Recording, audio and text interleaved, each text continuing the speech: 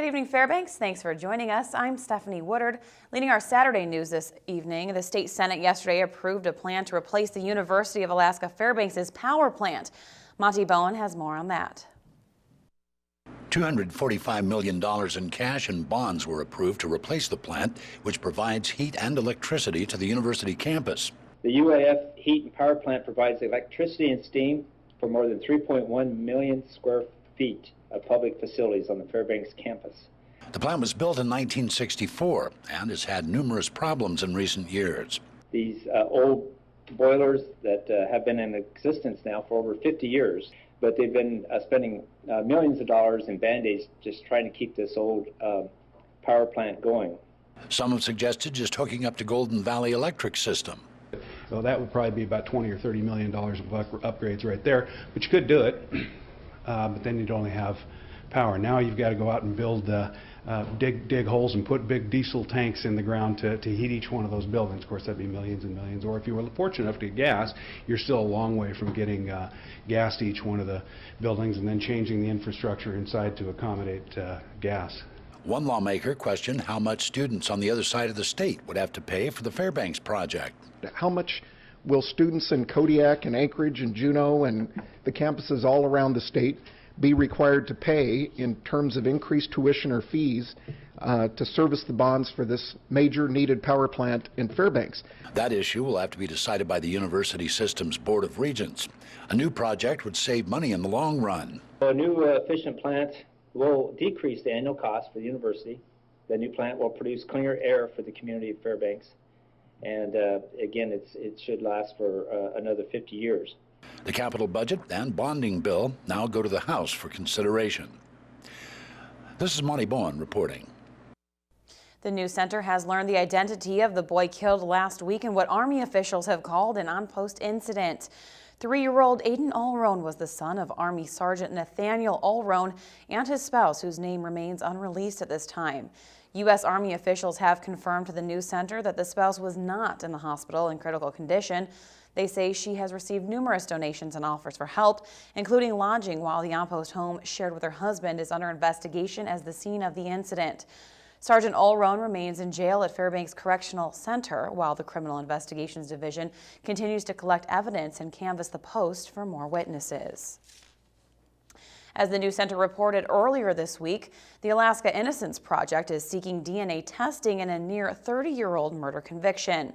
In 1988, Michael Alexander was convicted of murdering the then 17-year-old West Valley High School student Kathy Stockholm after abducting her from her school and raping her, dropping her body near a trail in Salcha.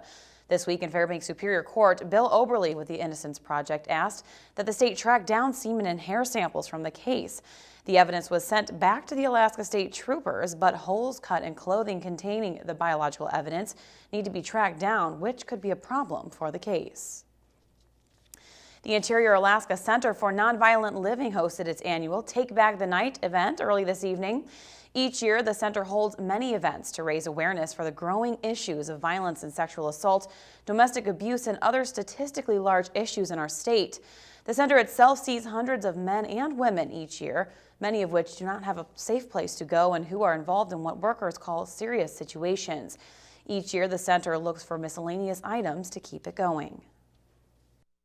We have this beautiful facility that was donated by the Dennis Wise family, and you know, we have people who are in very violent, dangerous situations, and they need some place to go which is secure and safe. And we have a very nice facility for them, and so it's a very important part of our community. We're always looking for donations of clothes, of diapers, towels. We have a lot of times people that come here with nothing.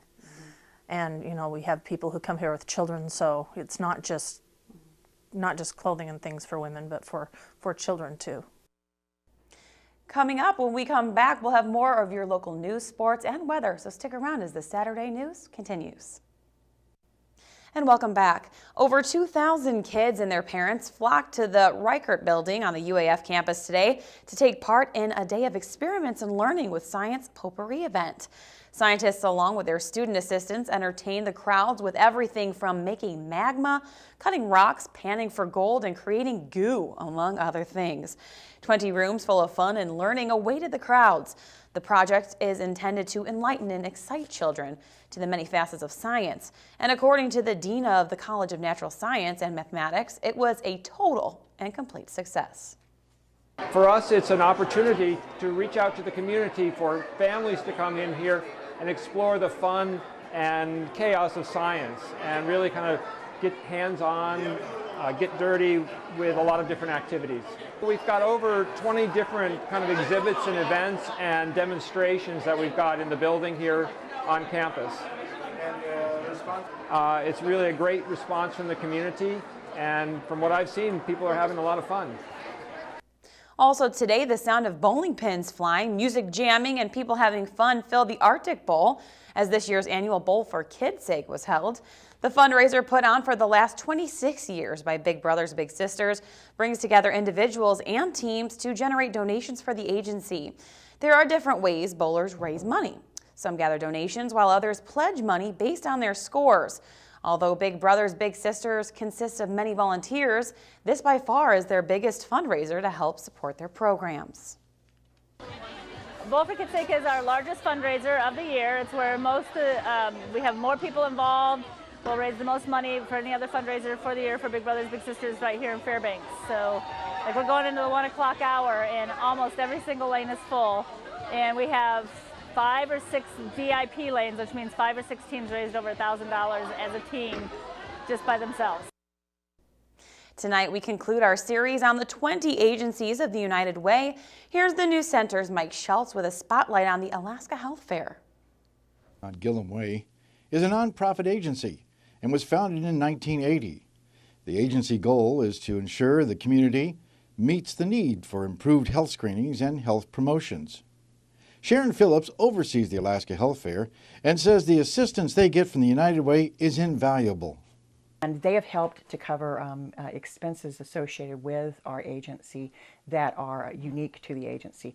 I think when you're a United Way member agency, they look for things that you provide the community that are not necessarily what is offered widely, you know.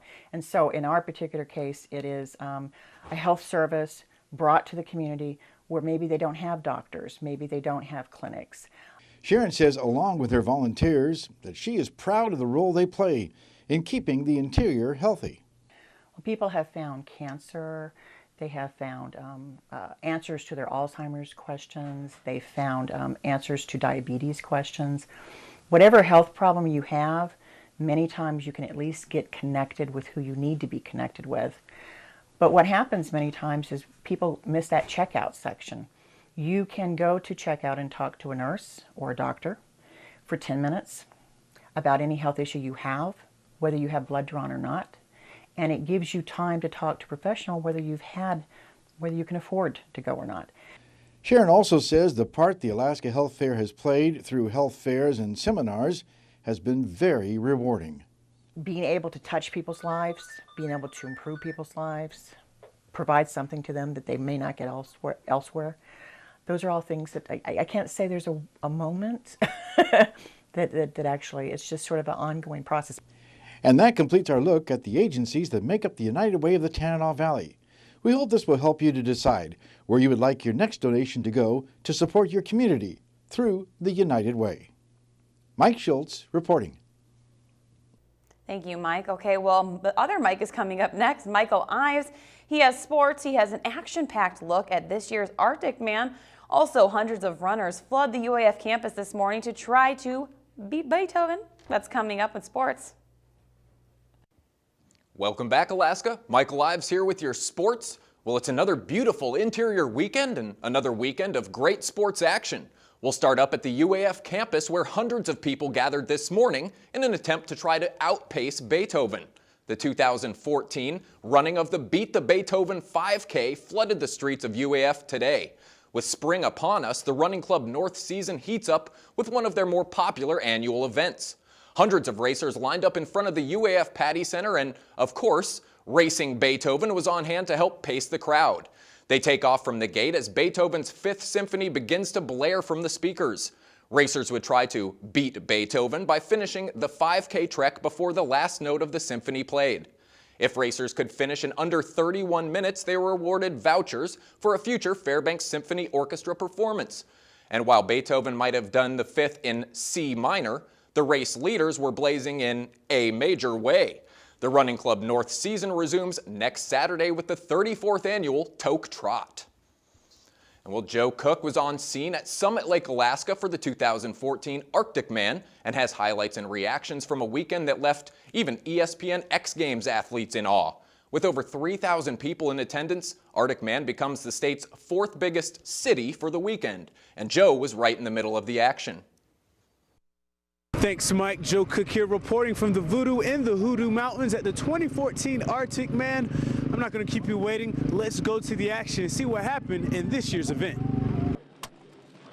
The headline for the 29th Arctic Man was the field, as a series of world-class athletes competed, like Darren Ralves, the most decorated downhiller in U.S. skiing, and Levi Lavelli, who is a World Cup and X Games champion, but Lavelli lost a cylinder in the debut of the duo, ending their run, but he was in good spirits. It's really cool to be able to participate. You know, I can't believe how many people are out here, and you know, everyone's having a great time. The racers, everyone's having fun, and you know, obviously it's nerve-wracking. I feel bad for the skiers and snowboarders getting whipped around behind the sled. In the adaptive class, what a finish. Kurt Otway wins by a second, 5:18 to Kevin Bramble's 5:19. Unfortunately, Ira Edwards broke his femur near the start and was medevaced, but it wasn't all doom and gloom. North Pole's James Scott and Casey Boland from Anchorage win men's snowboard in 4:35. It's Scott's first win since 2000. He credits race director Howard Thies for making a stacked field that brought out the best in him. It's awesome. You know, Howard puts together this great show, brings up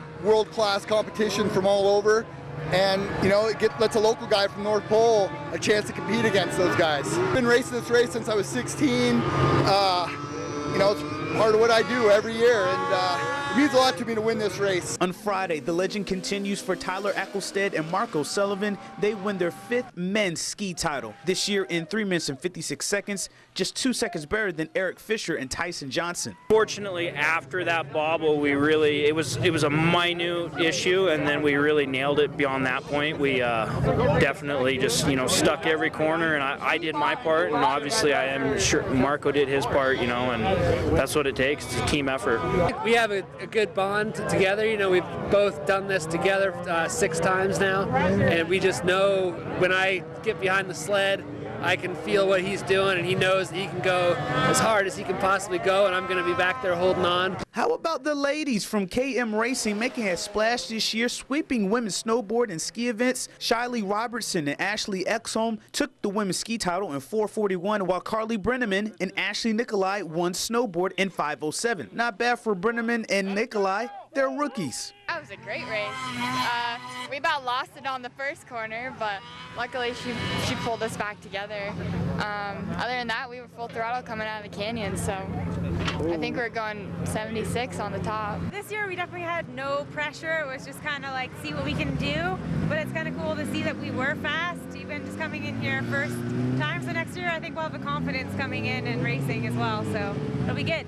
Well, as you saw, another very exciting and thrilling year for the Arctic Man. KTVF Sports and myself would like to extend a special thank you to Polaris Outpost Alaska and the Alaska Cycle Center. I couldn't have covered this year's event without all their help and hospitality.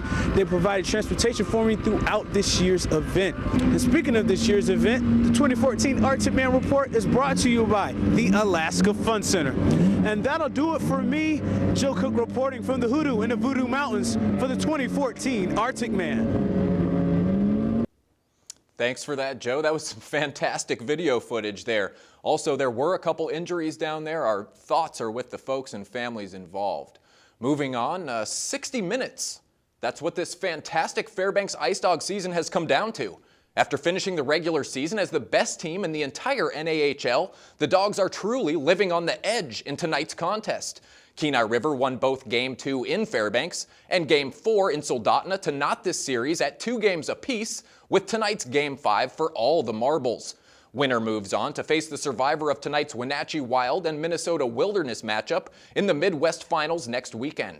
The Ice Dogs will need to bring their A game with 2 important players banged up, Taylor Munson and Kyle Lee, and facing a rival Bears team looking to shock the league. Puck drops at 7:30 tonight in the Big Dipper for this huge, deciding Game 5. We'll have results for you tonight on the 11 p.m. newscast right here on Channel 11.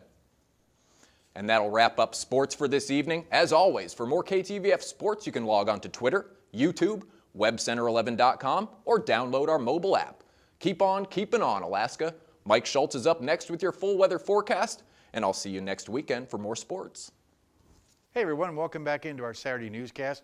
Mike Schultz with you once again, taking a look at the weather. And even though we had some cloud cover, we had temperatures very nice. It's going to be even better tomorrow. We'll tell you about that in just a little bit. Speaking of numbers, let's take a look at our almanac and show you what it looks like for this time of year. The normal high 40, or today's high 42, the normal low 16, last night's low 18. Record high 60 degrees in 1940 and a low of 15 below 1 year ago today. How about that? Sunrise and sunset, exactly 15 hours of daylight, and we did have northern lights last night. Actually, they were forecasted, and it actually materialized. That was nice to see. Our satellite picture showing more cloud cover moving in from the southwest, but it's just all high clouds. No precipitation expected. There are some pockets of moisture down to the southwest, but that's going to stay there. The Alaska Range is going to block it all out like it always does. What's going on across the rest of the state? Well, we have just some showers around Kodiak Island and a few snow flurries in the Nome area, and that is about it. Nothing else going on across our great state. Lots of sunshine around the Ketchikan area. Also sunny skies up on the north slope. Lower 48 weather tonight. Well, we have a little bit of activity going on, mainly over the central and northern plains and down to the south.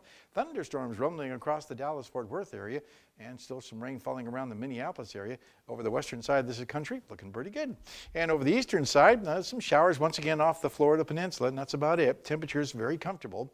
Our satellite and radar showing some activity starting to organize. In fact, this storm system here is starting to develop, and it's expected to become a winter storm. In fact, would you believe they're looking at 3 to 6 inches of snow in Denver tomorrow night, actually tonight into tomorrow, and that is amazing. And even heavier snow on the foothills around the Denver area. It just doesn't want to stop. And as far as what's driving this storm system, the jet stream is once again pulling down from the north, cold air from the Arctic all the way down into parts of Texas. And again, this is going to cause a clash in the atmosphere and cause some widespread shower and thunderstorm activity. And of course, like I said, the snowfall in the central plains. Well, back to Alaska for tomorrow, and nothing of that extreme expected. Sunny skies for Barrow and Fort Yukon. There is a little bit of snow possible in the Fort Yukon area, or I should say the Nome area. Very light dusting, if anything. Here in the interior, just the opposite. Lots of sunshine and warmer. For the Fairbanks and Delta areas, still some winds possible in the Healy area. Over southeast Alaska, it looks pretty good. In fact, sunny skies for Juneau and Ketchikan. While over to the southwest, that's where the mixed weather is going to be happening. Wind and rain for Cold Bay, increasing clouds at Kodiak, and sunny skies in the Bethel area. And if you're heading on down to the Anchorage Bowl, for the most part, cloudy skies at Anchorage, rain and snow in Valdez and Homer. And not too bad, but overall just kind of a little bit sloppier down there. Okay, our forecast for the remainder of the night, looking at clouds, overcast, 14 degrees, a little bit warmer than it was last night. And the forecast for tomorrow, partly cloudy skies, light winds, and warmer temperatures. Speaking of warmer temperatures, look at the long range. Again, temperatures will be in the mid-40s to upper 40s right across the 5-day period. No precipitation expected, and overnight lows also will be very comfortable, right around 20 degrees. In fact, pretty much common across the 4-day period there, 20 degrees for the overnight lows. So all in all, a great weekend. You know, that's perfect for is the summer activities fair. Yeah. We are actually hosting tomorrow. If you're looking for things for your kids to do this summer, boy, what a great opportunity. Head over to the Pioneer Park. They'll be all set up there, and they'll have lots of vendors to everything give you ideas could need to for know. everything. Yeah. Yep. And that was pretty cool footage that Joe got from Arctic Man. Awesome. Yeah. That looked a little scary flying behind that snow machine. That's what it is. That's what it's all about. I don't think I could ever do that. My hat's off to those guys. They got a lot more courage than I do. Me too. I'll agree. All right, both Mike and Mike, thank you so much. And that'll do it for us on the Saturday edition of the Fbx Evening News. Thanks for joining us. Have a good weekend. Good night. We'll see you Monday.